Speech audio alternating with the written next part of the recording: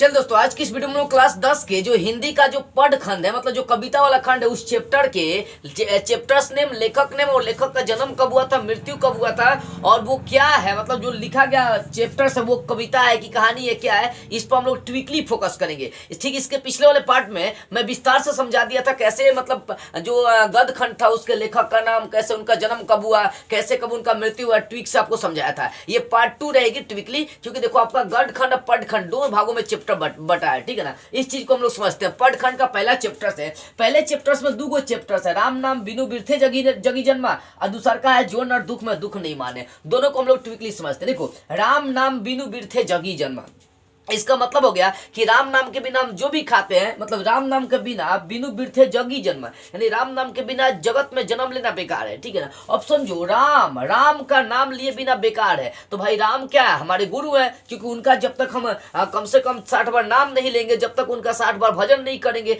तब तक हमको शांति नहीं मिलेगा। राम नाम बिनु बिरथे, तो राम को क्या मान लिया गया, गुरु, और उनका जब तक हम 60 बार नाम नहीं लेंगे तब तक हमारे दिल के संतुष्टि नहीं मिलेगा। तो राम को गुरु मान लिया, इसका मतलब राम नाम बिनु बिरथे जगी जन्मा का लेखक कौन है, गुरु नानक। कितना बार कम से कम भजन गाएंगे तब संतुष्टि मिलेगा, 60 बार, यानी उनका जन्म कब हो गया, 1960 में। इससे आप याद रखिएगा। इसी में दूसरा चैप्टर है, इन्हीं का, गुरु नानक का ही है, कि जो नर दुख में दुख नहीं माने। अब देखो यहाँ पर लेखक है, यहाँ पर समझिए, जो नर दुख में दुख नहीं माने, कहने का मतलब जो मनुष्य दुख को दुख नहीं समझता है, तो वो कैसे उस पर गुरु का आशीर्वाद होगा तबे ना दुख को दुख नहीं समझता है। और वैसा नहीं इंसान जो दुख को दुख नहीं समझता है, वो लगभग 60 साल जीता है, 1 साल नहीं 60 साल जीता है।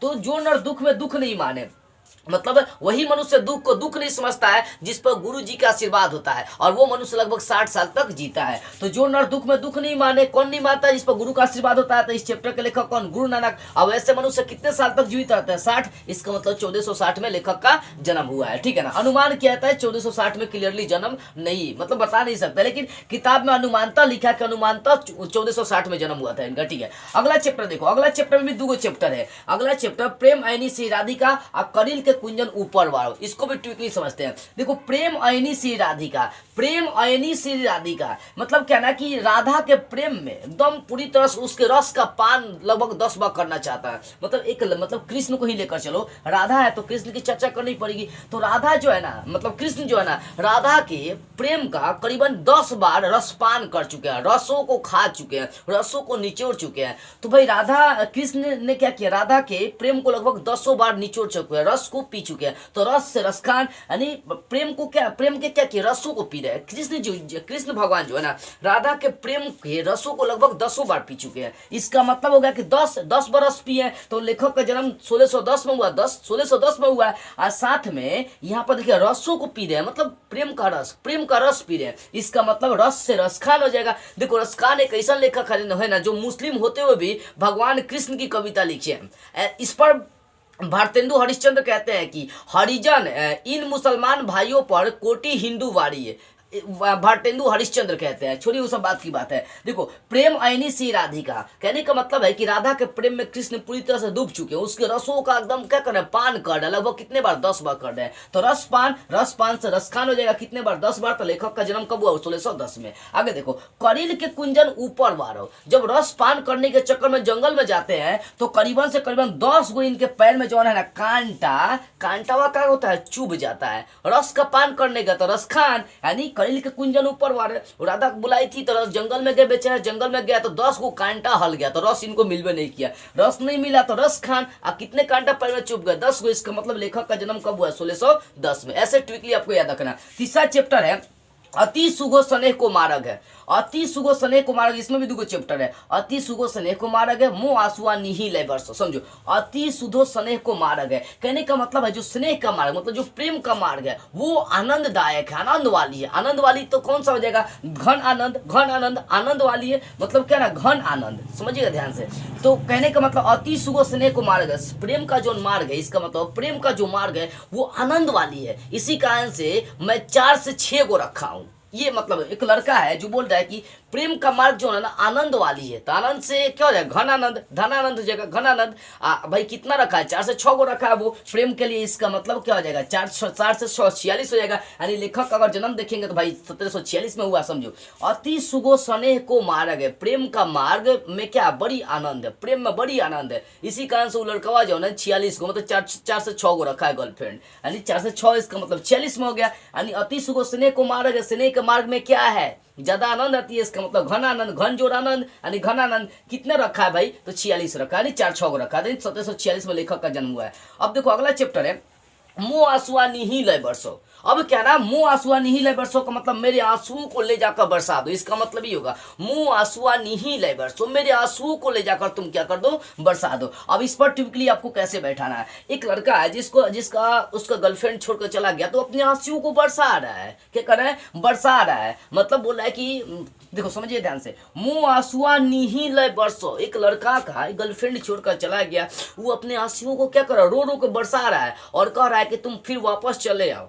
क्या कर रहा है बोले कि फिर वापस चले आओ, क्योंकि तुम क्या हो 76 के चक्कर में सब मेरा आनंद भूल चुका है। 46 के चक्कर में, 46 का चक्कर सुने होगा 6 9 का 46 का चक्कर, 46 का मतलब समझिए रहना, 46 का मतलब हो गया 1 2 से आगे बढ़ जाना, मतलब 4 5 6 के चक्कर में रहना। तो मतलब क्या ना कि जब उसका गर्लफ्रेंड छोड़कर चला जाता है तो भाई उसकी आंखों से आंसू बह रहे, वही बोला मुँह आंसुआ नहीं लय बरसो, मेरे आंसू को ले आकर उसके आंगन में बरसा दो। मतलब मुँह आंसुआ नहीं लय बरसो, यानी उसका गर्लफ्रेंड छोड़कर चला गया तो अपने आंसू को बरसा रहा है, आंसू आंख से क्या कर रहा है गिरा रहा है और उसको बोल रहा है कि अब सारा जीवन का आनंद भूल गया, आनंद भूल गए तो घना आनंद। और किसके चक्कर में पड़ल थी 46 के चक्कर में, इसका मतलब 1746 में लेखक का जन्म हुआ है। तो भाई उसके रो रहा है तो जीवन से आनंद चला गया तो घना आनंद, और किसके चक्कर में वो लड़की पड़ल थी 46, इसका मतलब 1746 में जन्म हो गया। इस तरह से ट्विकली आपको याद रखना है। अब चौथा चैप्टर है स्वदेशी। स्वदेशी का मतलब तो अपना देश, अपना देश। स्वदेशी का मतलब क्या है, स्वदेशी का मतलब क्या अपना देश। देखो यहाँ पर बात समझिएगा ध्यान से, स्वदेशी स्वदेशी स्वदेशी का मतलब है कि मतलब क्या ना कि एक लड़का है जो प्रेम पाने के लिए अपने ही देश में 5 गो गर्लफ्रेंड रख लिया। सिंपली लॉजिक यही रहेगा, स्वदेशी मतलब अपने देश में क्या किया एक लड़का 5 गो गर्लफ्रेंड रख लिया। कितना 5 गो, कहाँ देश में अपने देश में, किसके लिए प्रेम के लिए रखा था, प्रेम कौन हो जाएगा। तो इस चैप्टर के यानी स्वदेशी के लेखक कौन है, स्वदेशी मतलब अपने देश में कितना 5 गो रख लिया है, किस लिए प्रेम के लिए। तो प्रेम से आपका निकल जाएगा प्रेम गण। आप कितना रखा है 5 गो, इसका मतलब लेखक का जन्म कब हुआ 5 यानी 55 1855 में जन्म हुआ है। सिंपली 5 गो रखा है प्रेम के लिए तो प्रेम घन हो जाएगा। यानी पूरा नाम बद्री नारायण चौधरी और शॉर्ट में इनको प्रेम घन कही जाती है, तो प्रेम घने से मतलब है इनका जन्म 1855 में। ऐसे ही अगला चैप्टर है 5वां भारत माता। भारत माता, भारत माता हमें कुछ नहीं आता। देखो भारत माता, भारत माता का मतलब क्या है, देखो यहाँ समझना ध्यान से। अब यहाँ समझने वाली बात है, जैसे आप एक शब्द सुने होंगे देवकी नंदन, यशोदा नंदन, सुना ना देवकी नंदन मतलब देवकी का संतान, वासुकी नंदन वासुकी के संतान। तो संतान को नंदन के भी नाम से कही जाती है। अब यहाँ समझो सुमित्रा नाम का एक लड़का है, क्या सुमित्रा नाम की एक लड़की है जो भारत माता को बोले कि हे भारत मैया हम तुम्हारे नंदन है, हम तुम्हारे संतान है, हम तुम्हारे नंदन है। तो सुमित्रा नाम की लड़की है जो बोल रही है कि हमको आशीर्वाद दीजिए। ध्यान दीजिएगा, कह रहे भारत माता, चैप्टर्स का नाम भारत माता, अब इसका मैं लेखक का नाम निकल रहा है। तो समझिएगा सुमित्रा नाम की एक लड़की है, वो बोल रही कि हे भारत माता हम तुम्हारे संतान है, हम तुम्हारे क्या संतान मतलब नंदन है। तो सुमित्रा नंदन यानी लेखक का नाम है सुमित्रा नंदन। तो भारत माता एको ठोप आशीर्वाद नहीं देती है, क्या करते हैं एको ठोप आशीर्वाद नहीं देती है। तो सुमित्रा नाम की लड़की 19 बार अपना सर पटकती रह जाती है। तो एको बार आशीर्वाद नहीं दिएगा मतलब 0, और कितना बार सर पिटकती है तो 19 बार। इसका मतलब जन्म कब हुआ लेखक का, सुमित्रा नंदन का जन्म 1900 ईस्वी में लगभग हुआ है, यानी क्लियरली 1900 ईस्वी में इनका जन्म हुआ है। देखो भारत माता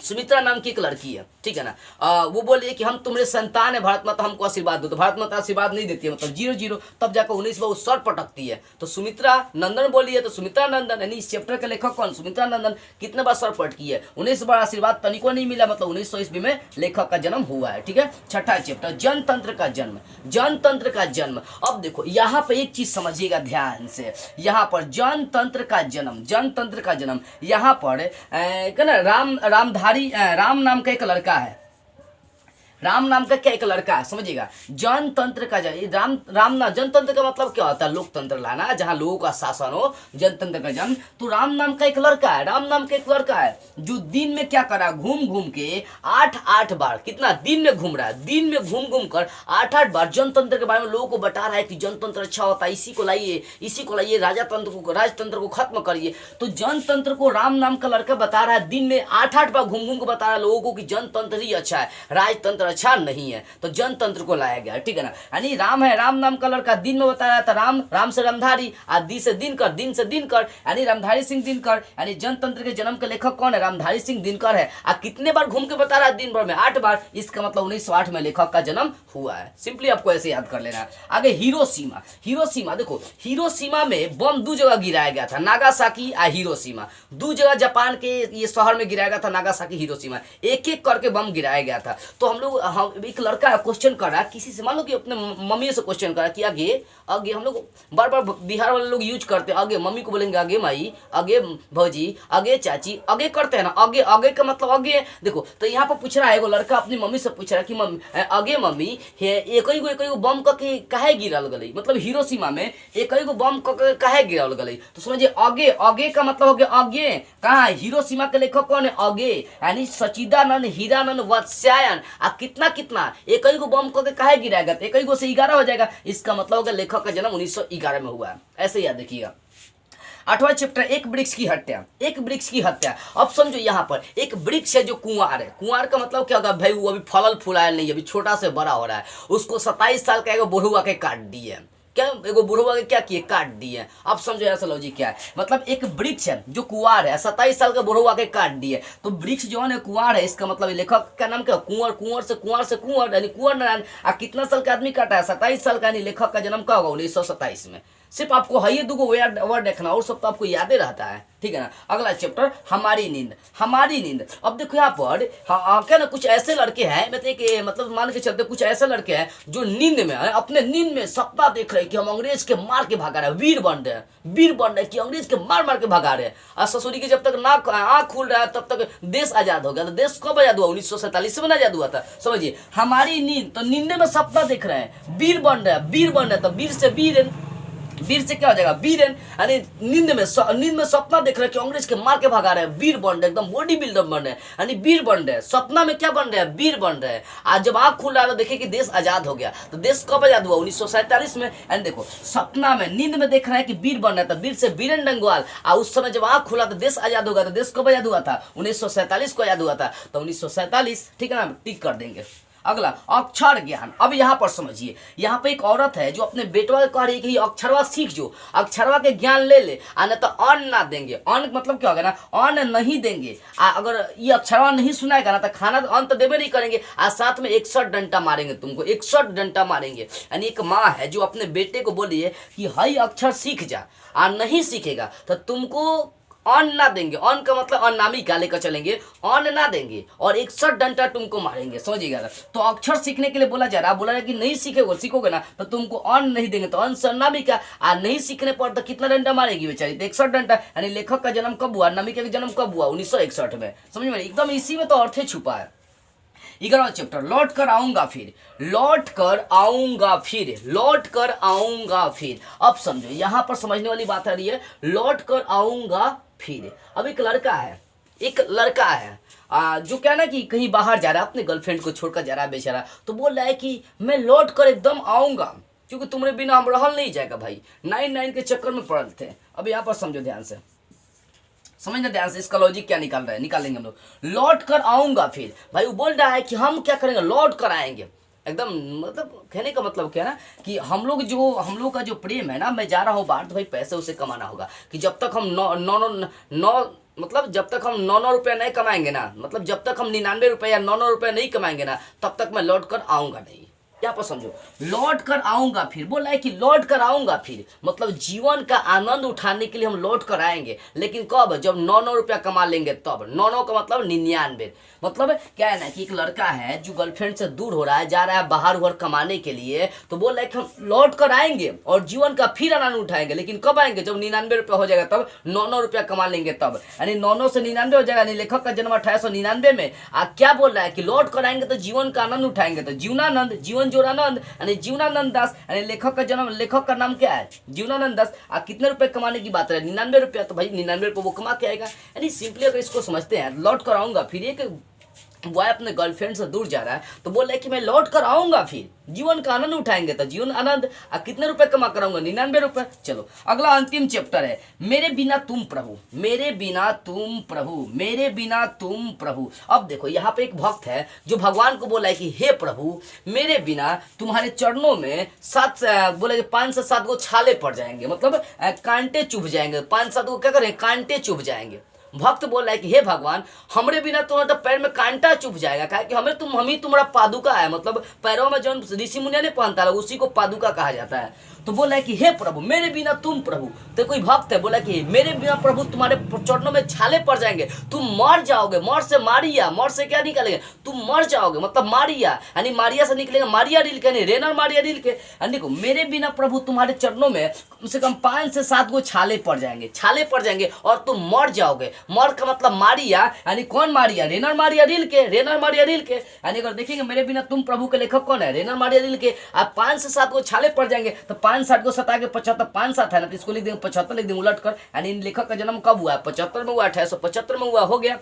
एक बार इसको समझो, एक भक्त है जो भगवान को बोल रहा है कि हे प्रभु, मेरे बिना तुम्हारे चरण में 5 से 7 गो छाले पड़ जाएंगे और तुम मर जाओगे। तो मर से निकल, मर जा रहा है तो मर से मारिया, तो मारिया कौन है? रेनर मारिया रील के। अब कितने छाले पड़ जाएंगे? 5-7 गो, इसका मतलब उसको उलट देंगे 75 को जाएगा। लेखक का जन्म कब हुआ है? 75 में हुआ है। इस तरह से आपका क्या है ना, पद खंड का जो ना लॉजिक के अनुसार ट्विकली आपका एकदम बेसिक से मैंने याद करवा दिया। इसका स्क्रीनशॉट लेना चाहते हैं तो ले लीजिए, ठीक है ना। अब चलिए, ये सारी बात आपको बेसिक से समझ में आ गई होगी। तो बस आज की इस वीडियो में इतना ही। अगले वीडियो में हम लोग कोई नई टॉपिक स्टार्ट करते हुए फिर मिलेंगे।